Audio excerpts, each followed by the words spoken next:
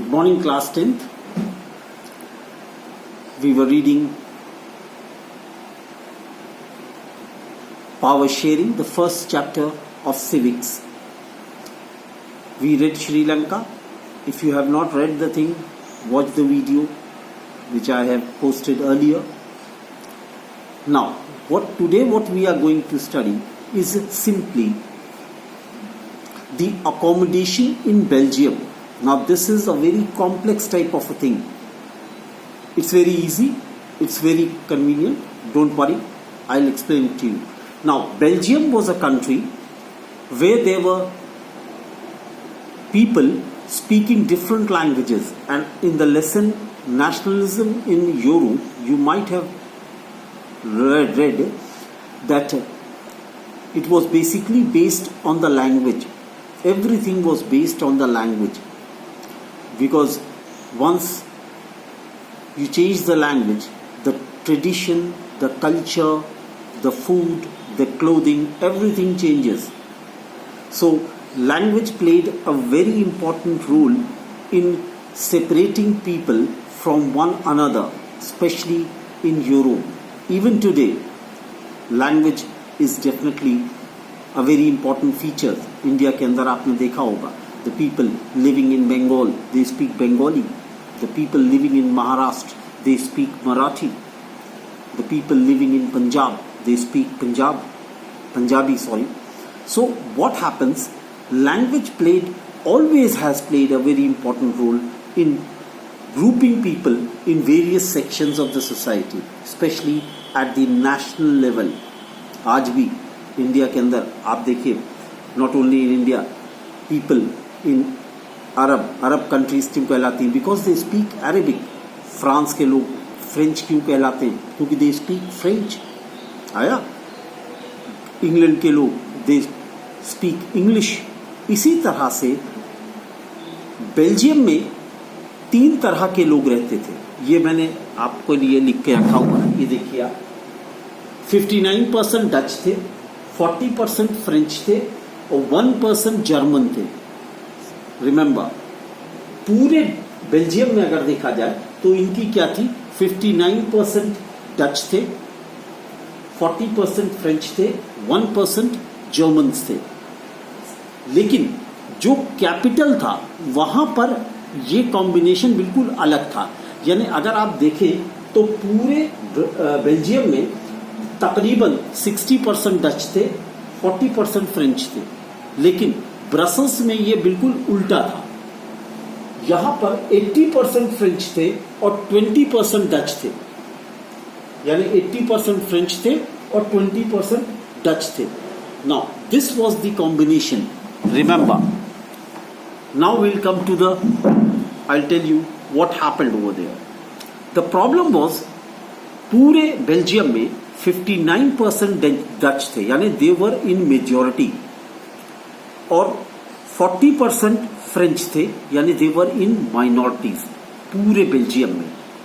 1% German थे, दे were also minorities. लेकिन Brussels जो कैपिटल था वहां पर 80% फ्रेंच थे और 20% डच थे. ये कॉम्बिनेशन था. लेकिन जब वो उन्होंने एक कॉन्स्टिट्यूशन लिखा तो वो बहुत कॉम्प्लेक्स था. लेकिन फिर भी उसमें उन्होंने बहुत इंपॉर्टेंस दी पावर शेयरिंग को, कि मींस वहां पर माइनॉरिटीज को रिजेक्ट नहीं किया गया जैसे श्रीलंका में किया गया था. क्या हुआ था? सारी चीजें were reserve for the Sinhalas. But problem ये था कि बेल्जियम में ऐसा कुछ नहीं किया गया. उन्होंने बहुत सिंपल सा एक रास्ता निकाला.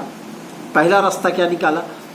पहला रास्ता ये था कि पूरे 2 रीजन में उसको क्या किया? डिवाइड कर दिया, स्टेट बना दिया. याद रखिएगा, 2 डिफरेंट स्टेट्स बना दिया.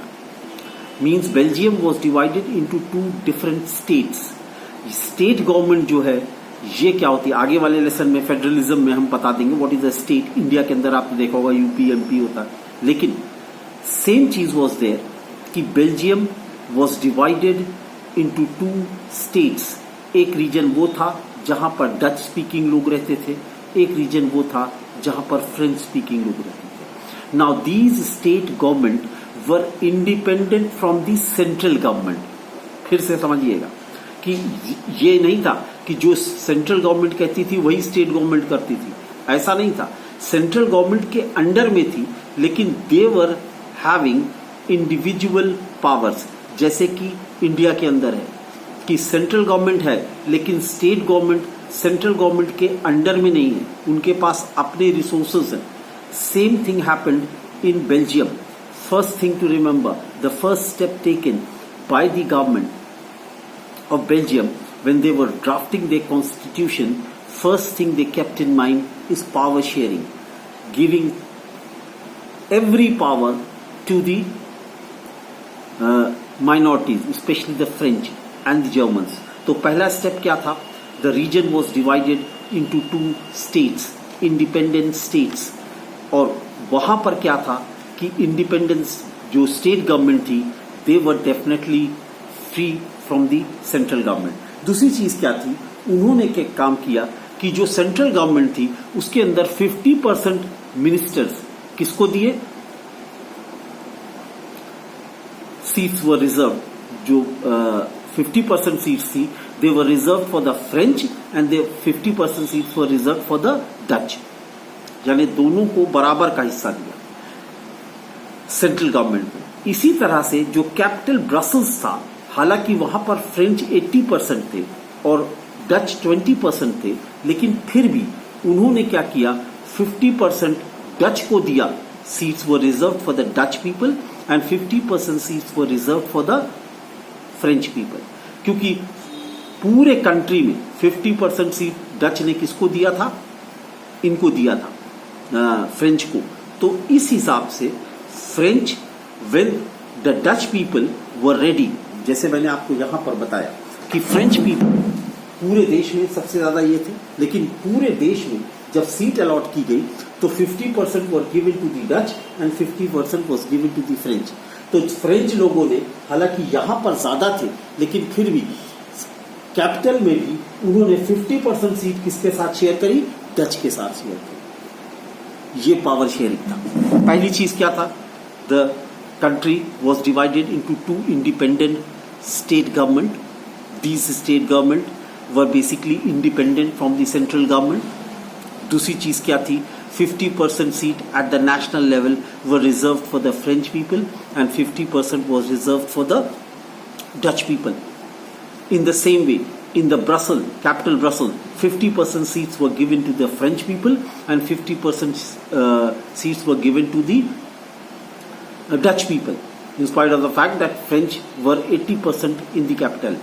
Then the third thing, in the central government, 50% ministers were from the Dutch-speaking people and 50% were the French people. यानी 50%, यानी जो मिनिस्ट्री बनाई गई उसके अंदर भी 50% मिनिस्टर्स कौन थे? फ्रेंच थे और 50% डच थे। तीसरी चीज, यानी जो 1% जर्मन थे और फ्रेंच थे 40% और बाकी 60% तकरीबन 59% डच थे। एक अलग से एक थर्ड लेवल गवर्नमेंट बनाई गई जिसका नाम था लोकल, जिसे हम कहते हैं लोकल सेल्फ गवर्नमेंट, इस तरह की थी। और उनका काम क्या था? थर्ड लेवल गवर्नमेंट थी। They were related to language, religion, culture and traditions. यानी एक अलग गवर्नमेंट थी जिसको ये जिम्मेदारी दी गई थी कि वो सिर्फ एक काम करती थी कि जैसे जो फ्रेंच पढ़ना चाहता है वो फ्रेंच पढ़े, उनका अपना कल्चर पढ़े, वो उसकी जिम्मेदारी वही थी। उसके अंदर न स्टेट गवर्नमेंट इंटरफियर कर सकती थी, न सेंट्रल गवर्नमेंट इंटरफियर कर सकती थी। श्रीलंका की तरह नहीं कि जो उन्होंने सिन्हालास को जो है ऑफिशियल लैंग्वेज डिक्लेयर कर दिया था, ऐसा कुछ नहीं किया उन्होंने कहा फ्रेंच वाले फ्रेंच पढ़ें, डच वाले डच पढ़ें, जर्मन वाले जर्मन पढ़ें। उनके लिए एक अलग मिनिस्ट्री, एक लेवल गवर्नमेंट था जो सिर्फ क्या देखती थी कि एजुकेशन, लैंग्वेज, कल्चर, ट्रेडिशन, इन तमाम चीजों के लिए एक अलग गवर्नमेंट थी जो अपने अपने काम में, यानी न फ्रेंच डच वालों के उसमें इंटरफियर करते थे, न डच वाले फ्रेंच वालों में इंटरफियर करते थे, न डच और फ्रेंच मिलकर के जर्मन वालों को इंटरफियर करते थे. Now this was the accommodation in Belgium. Now this is the thing.